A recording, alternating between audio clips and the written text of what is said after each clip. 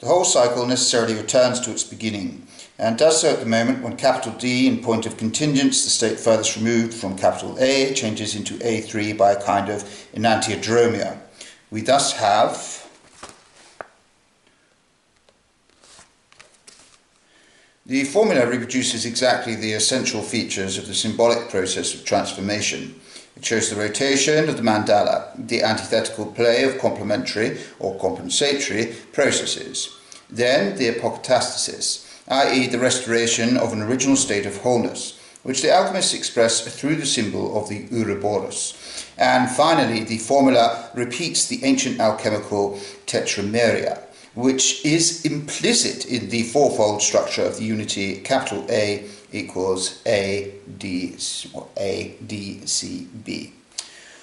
What the formula can only hint at, however, is the higher plane that it reached through the process of transformation and integration. The sublimation or progress of qualitative change consists in an unfolding of totality into 4 parts 4 times, which means nothing less than its becoming conscious. When psychic contents are split up into 4 aspects, it means that they have been subjected to discrimination by the 4 orienting functions of consciousness. Only the production of these 4 aspects makes a total description possible. The process depicted by our formula changes the originally unconscious totality into a conscious one.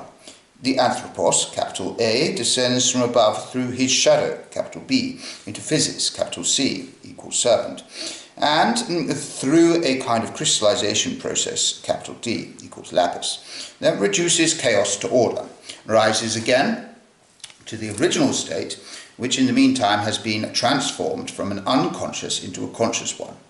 Consciousness and understanding arise from discrimination, that is, through analysis, dissolution, followed by synthesis, as stated in symbolical terms by the alchemical dictum solve et coagula, dissolve and coagulate.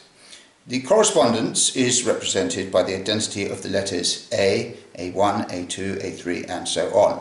That is to say, we are dealing all the time with the same factor, which in the formula merely changes its place, whereas psychologically its name and quality change too. At the same time, it becomes clear that the change of place is always an enantiodromian change of situation, corresponding to the complementary or compensatory changes in the psyche as a whole. It was in this way that the changing of the hexagrams in the I Ching was understood by the classical Chinese commentators.